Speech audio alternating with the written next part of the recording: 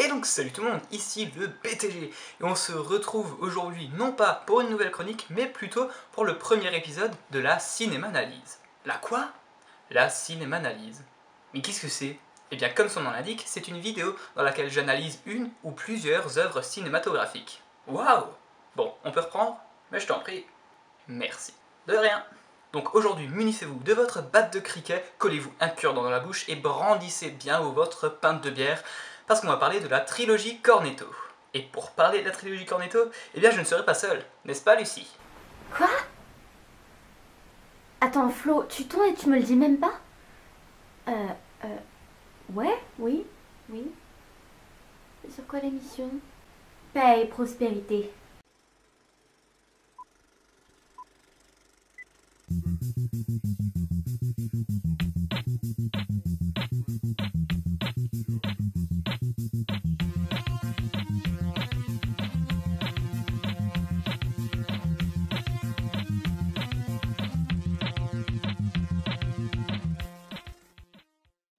Donc tout d'abord, la trilogie Cornetto, qu'est-ce que c'est?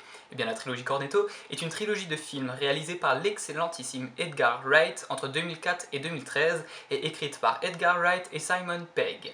Elle est composée de Shaun of the Dead sorti en 2004, Hot Fuzz sorti en 2007 et Le Dernier Pub avant la fin du monde sorti en 2013, qu'on appellera par son titre original qui est bien plus court et bien plus classe, à savoir The World's End. Et la trilogie Cornetto peut aussi être appelée la Blood and Ice Cream Trilogy. Pourquoi Cornetto? Pourquoi Ice Cream? Eh bien tout simplement parce que dans chaque film est représenté un cornetto qui symbolise le genre du film. Même si la trilogie Cornetto n'est pas réellement une trilogie à proprement parler, puisque les intrigues des films n'ont aucun lien les unes avec les autres, certains éléments reviennent tout de même d'une œuvre à l'autre. Mais pourquoi ces films si différents qui fonctionnent très bien en one-shot forment-ils une trilogie? Qu'est-ce qui les unit et fait qu'ils sont plus forts ensemble que séparément? Premièrement, la team centrale de création, ce que je vais appeler le trio WPF. Wright, Pegg, Frost. C'est cochon! D'ailleurs, Flo, pourquoi est-ce que t'appelles tes viewers des cochons? Non, parce que si tu veux, j'ai 5 minutes, on s'assoit et on en parle, hein, y a pas de... Ok. Ces cochons, je disais, sont l'équipe de choc qui entoure la création de chaque film de la trilogie. On a Edgar Wright aux manettes et Simon Pegg et Nick Frost dans le duo totalement déséquilibré au centre de l'intrigue. Et accessoirement, ils bossent aussi tous les trois sur le texte. D'ailleurs, c'est pas la première fois qu'on les voit collaborer ensemble puisqu'ils étaient déjà à l'origine de la série Spaced en 1999. Mais ce n'est pas la seule similitude entre les films, bien au contraire. Par exemple, certaines scènes sont reproduites presque à l'exact d'un film à l'autre, comme par exemple celle où le personnage principal, à chaque fois joué par Simon Pegg, essaye de sauter au-dessus d'une barrière. Par contre, les deux premiers films se démarquent du troisième. En effet, le personnage incarné par Simon Pegg lance, avant sa tentative. Ensuite, les pubs jouent un rôle non négligeable dans chaque film. Dans Shaun of the Dead, le Winchester n'est autre que le refuge du groupe dirigé par Shaun. Dans Hot Fuzz, Danny passe la plupart de ses soirées au pub de Sandford. Enfin, dans The World's End, ce n'est pas un, mais 12 pubs qui sont présents et qui sont même au cœur de l'intrigue puisque les personnages tentent le pari fou de boire un coup dans les 12 pubs de leur ville natale. Étonnamment, l'un des points d'union des films est aussi l'alcool, puisqu'on n'y coupera pas, dans chaque film on aura forcément une scène avec les deux protagonistes qui prennent une pinte dans un pub. Et pourtant l'alcool c'est pas ici quelque chose de négatif, au contraire, puisque l'action des trois films se passe en Angleterre, et que je suis bien placée pour savoir que dans ce pays, les pubs sont réputés pour être des endroits chaleureux, où des amis peuvent se retrouver autour d'une bière pour passer un bon moment. L'alcool est donc ici utilisé pour symboliser l'amitié entre les deux personnages et de façon un peu plus méta, l'amitié qui relie Nick Frost et Simon Pegg dans la vraie vie. On remarque aussi que les mêmes acteurs reviennent dans les trois films de cette trilogie. On peut évidemment parler de Simon Pegg et Nick Frost, le binôme central de chacun de ces films. Mais on peut aussi mentionner Martin Freeman, mais aussi Rafe Spall et Paddy Considine, entre autres. Enfin, comment évoquer les similitudes entre les trois films sans évoquer le style propre à Edgar Wright? Prenez par exemple les excellents plans séquences de Shaun of the Dead et de The World's End. On peut remarquer également un mimétisme dans les séquences, dont une en particulier qui a fortement retenu mon attention. Ne cherchez pas pourquoi. C'est une séquence qui apparaît dans les trois films, une séquence de plans enchaînés, très vifs, très dynamiques, très courts, qui représente la routine des personnages. Souvent représentés en train d'uriner. Ouais. Parce que cette trilogie, elle pète la classe. Fuck you, that's why! Mais cette scène est reproduite plan pour plan dans chacun des films. Parce que Edgar Wright, il nique ta mère. Et ouais, mon pote. Par contre, même si on peut trouver des similitudes entre ces trois films, il est aussi important de noter les différents éléments qui changent d'un film à l'autre. Tout d'abord, les plans que Lucie vient d'évoquer ont beau être présents dans les trois œuvres, ils ne sont cependant pas utilisés avec les mêmes intentions. En effet, dans Shaun of the Dead, les gros plans visent à tourner gentiment en dérision les montages souvent très dynamiques des films d'action récents. Par contre, dans Hot Fuzz, ces gros plans visent tout d'abord à dynamiser les parties les plus ennuyantes du travail de flic de choc qu'a Nicolas. Ensuite, ces gros plans deviennent une façon de donner de l'ampleur au côté badass du personnage, mais aussi à installer une certaine ambiance oppressante avant chaque scène de meurtre. Enfin, dans The World's End, ce fameux gros plan vise à parodier en quelque sorte les publicités pour des bières dans lesquelles on voit le délicieux liquide fait de houblon couler au ralenti dans un verre. Mais ils ont aussi une autre utilité. Par exemple, au 6ème pub, ces gros plans sont tellement intenses qu'ils visent à dramatiser la situation, à mettre en place une ambiance un peu oppressante. Enfin, ces plans amplifient aussi le fait que les protagonistes deviennent de plus en plus ivres au fur et à mesure que le film avance. Une des principales différences entre les trois films de cette trilogie est ensuite, à mes yeux, le fait que l'intrigue ne soit pas vue de la même manière. Je m'explique. Le personnage principal de ces films est toujours joué par Simon Pegg. Par contre, je pense que dans ces films, on ne suit pas le point de vue des personnages joués par Simon Pegg, mais plutôt celui des personnages qui l'entourent. Ainsi, Shaun of the Dead, par exemple, n'est pas tant l'histoire de Shaun, mais plutôt l'histoire du groupe de personnes qui tentent tant bien que mal de survivre à une invasion de zombies et qui voient leur leader en la personne de Shaun. De même, je pense qu'Hot Fuzz n'est pas tant l'histoire d'un flic de choc de la police londonienne qui est muté dans le paisible petit village de Sandford, mais plutôt celle des habitants du paisible petit village de Sandford qui assistent à l'arrivée d'un flic de choc de la police londonienne. Enfin, The World's End ne raconte non pas les mésaventures de Gary King et de ses amis d'enfance, mais raconte plutôt les mésaventures des amis d'enfance suite au retour de Gary King. Enfin, si vous pensez que la trilogie Cornetto n'est qu'une trilogie de simples comédies sans véritable fond, eh bien vous vous fourrez le doigt dans l'œil jusqu'à l'omoplate. Si, c'est possible. Laissez-nous donc vous en parler un petit peu plus en détail. Commençons par le commencement avec Shaun of the Dead. Shaun of the Dead se définit comme une comédie horrifique. Comprenez donc une putain de comédie à l'humour british et avec des zombies. Et si ça vous donne pas envie, je peux plus rien faire pour vous. Sortez. Parlant de comédie avec des zombies, retenez surtout le terme zombie, puisque le cornetto utilisé dans ce film est le cornetto à la fraise. La fraise, c'est de quelle couleur? C'est rouge. Le rouge, c'est la couleur du sang. Les zombies veulent quoi? Des cerveaux! Les cerveaux sont alimentés par quoi? Par le cœur et par le sang! Oh mon Dieu, Illuminati! On y retrouve Simon Pegg, dans le rôle principal de Shaun. Shaun, c'est un commercial moyen et un peu largué, fan de jeux vidéo, qui a la routine un peu dure, et en coloc forcé depuis 5 ans avec son pote d'enfance, Ed. Au début du film, Shaun se fait larguer par sa copine Liz, qui lui reproche de passer trop de temps au Winchester, le pub préféré de Shaun, et de ne pas lui consacrer assez de temps à elle. Et surtout, elle a oublié leur anniversaire, ce qui est pas cool. Shaun of the Dead n'est pas qu'un simple film de zombies agrémenté de romance et de moments hilarants. Ce serait insultant de limiter ce film à ça. Il serait d'ailleurs insultant de limiter les films de la trilogie Cornetto à de simples comédies. Mais restons-en à Shaun of the Dead pour le moment.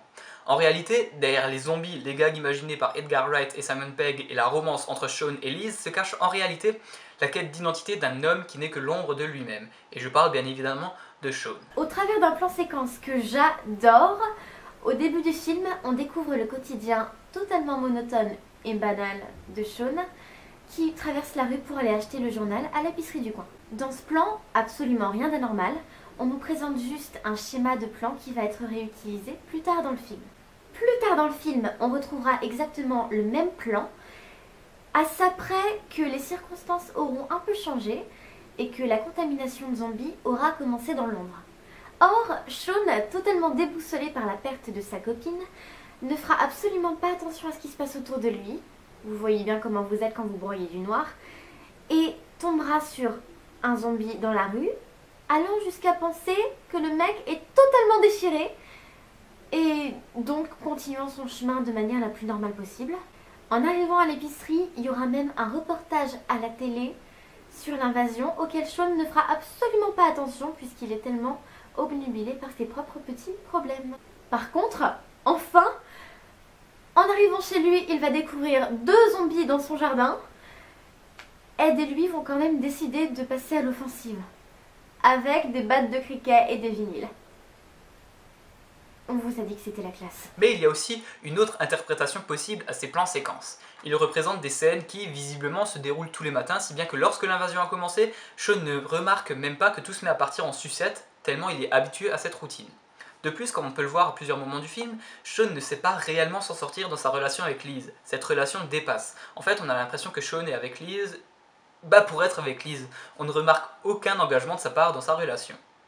Arrive alors l'élément déclencheur du changement dans la vie de Sean, l'élaboration de son plan visant à sauver sa mère et Liz. C'est à ce moment précis qu'il prend conscience de toute l'affection qu'il porte envers Liz et va même jusqu'à avouer qu'il l'aime. Le second changement de l'état d'esprit de Sean se fait dès lors qu'il arrive chez sa mère et plus précisément dès lors qu'il se rend compte qu'il est incapable de tuer Philippe qui, je le rappelle, a été mordu par un zombie. Il se rend alors compte qu'il a agi de manière puérile en n'acceptant pas le fait que sa mère se soit mariée à un autre homme suite à la disparition de son père. Ce changement se fait définitivement quand Philippe lui avoue, juste avant de se transformer en zombie, qu'il a tout fait pour être le père de substitution parfait pour Sean.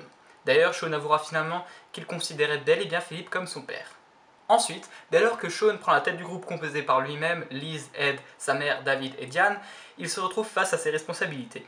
Il est le seul capable de diriger ce groupe et il n'a pas d'autre choix que de le faire. On remarque alors, à partir de ce moment, qu'il recommence à se rapprocher de Liz et pour cause. À partir de ce moment précis, Sean commence à faire preuve d'initiative et c'est exactement ce que cherchait Liz dans leur relation. Enfin, la dernière étape de la transformation de Sean réside dans la mort de sa mère.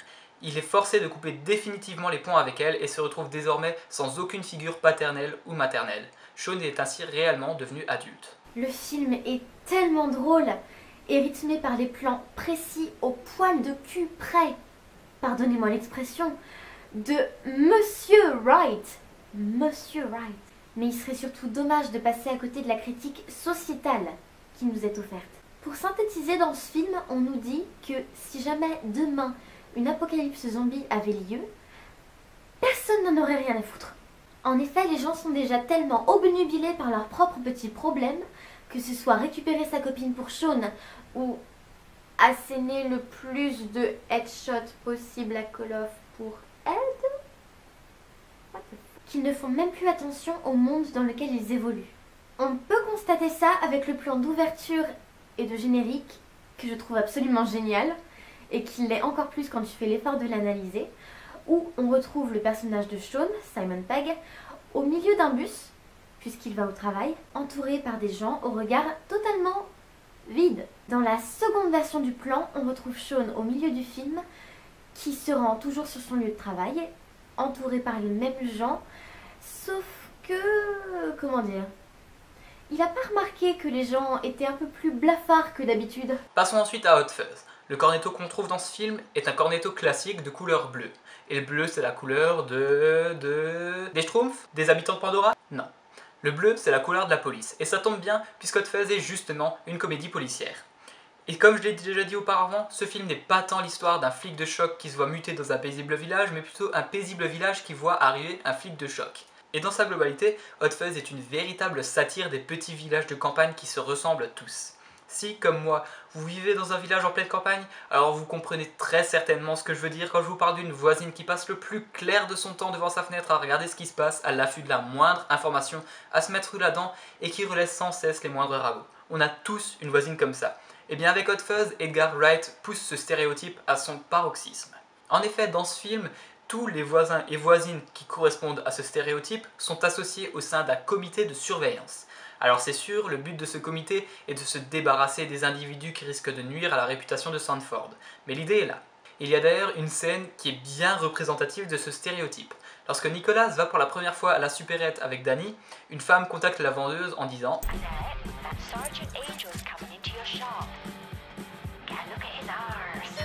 Ensuite, Hot Fuzz traite aussi et surtout du fait que certaines personnes n'arrivent pas à faire la part entre leur travail et leur vie de tous les jours. Et c'est exactement le problème de Nicolas. En fait, je pense que le message du film est qu'il vaut mieux être obsédé par son travail plutôt que de ne pas l'être. Parce que si on y regarde de plus près, il est clair qu'au début du film, Nicolas n'arrive pas à séparer sa vie affective de son travail, d'où le fait qu'il se soit séparé de sa compagne. Et plus le film avance, plus on a l'impression que ce mode de vie est critiqué, puisque même Danny, qui devient le meilleur ami de Nicolas, le lui reproche. Par contre, dès lors que Nicholas découvre la vérité à propos de Sanford, on se rend compte que c'est son obsession pour son travail qui lui a permis de faire cette découverte.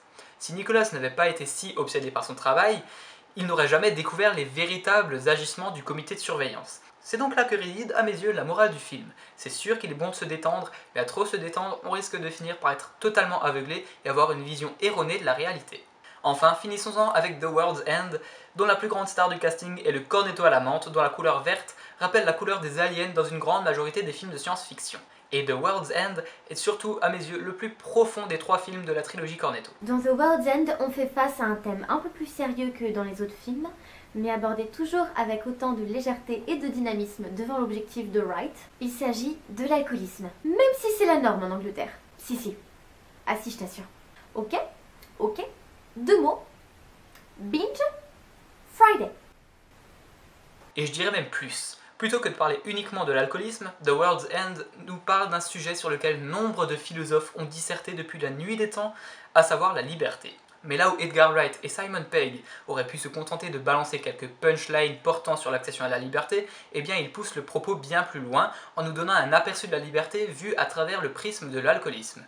Je sais que ce que je vous dis là est assez obscur, mais essayons d'éclaircir tout ça ensemble. Ce film, contrairement aux autres, probablement parce qu'il clôture cette trilogie Cornetto, transpire la nostalgie. Le personnage de Gary King vit dans le passé alors qu'on remarque que tous ses amis d'enfance sont passés à autre chose.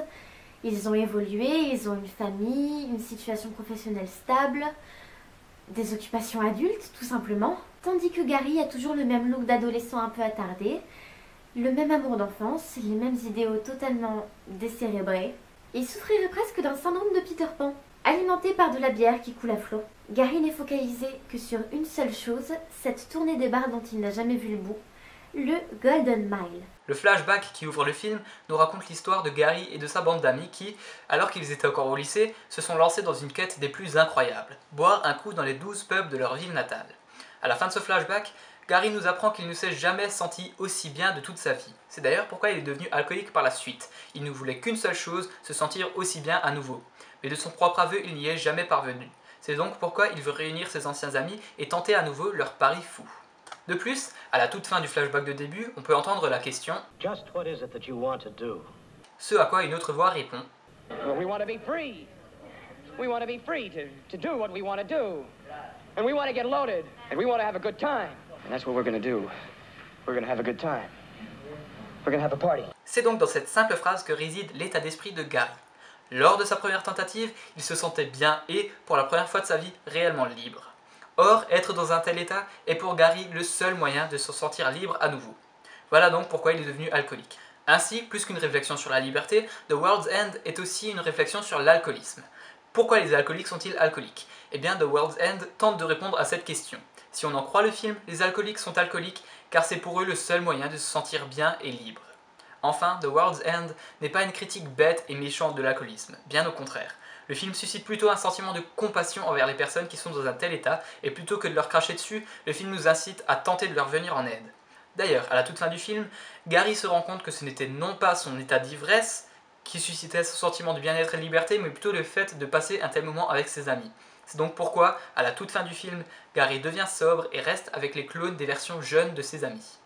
Voilà, j'espère que notre analyse de la trilogie Cornetto vous aura convaincu. Et si ce n'est pas le cas, eh bien n'hésitez surtout pas à nous donner votre avis dans les commentaires de la vidéo, puisque je trouve qu'il est toujours intéressant de découvrir les interprétations personnelles de chacun. Donc c'est sur ça que se termine cette vidéo. Lucie, merci à toi d'avoir accepté de participer, et surtout, tu reviens quand tu veux. Écoute Flo, c'était un plaisir de faire cette vidéo avec toi et on s'appelle. Sinon, je suis la fille au soufflet et vous pouvez faire un petit tour sur ma chaîne si le cœur vous en dit. Donc comme d'habitude, je vous laisse dans la description le lien de mon compte Twitter, le lien de mon compte Instagram, le lien de ma chaîne Twitch, le lien de mon compte Steam et enfin mon pseudo Skype si l'envie vous prend de m'ajouter pour qu'on se fasse une discussion un de ces quatre. Je vous laisse aussi le lien de la chaîne YouTube de Lucie et le lien de son compte Twitch et de son compte Instagram si ça vous intéresse. Donc sur ce, c'est tout pour aujourd'hui, c'était le BTG. Ciao!